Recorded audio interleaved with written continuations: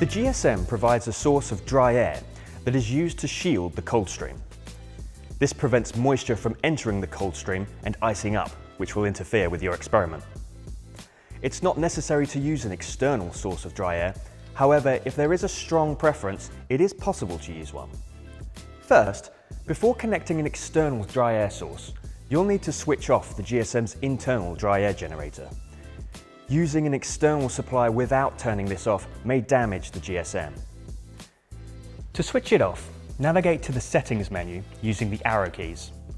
Hit Advanced and check the box that says External Dry Air.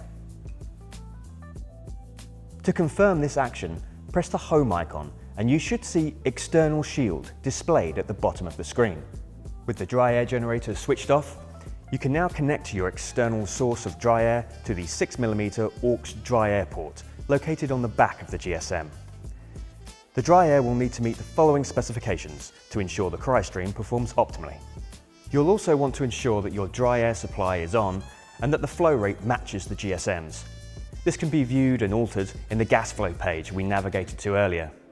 For more information about using an external dry gas supply, download the tech note, which is available on the support page of our website.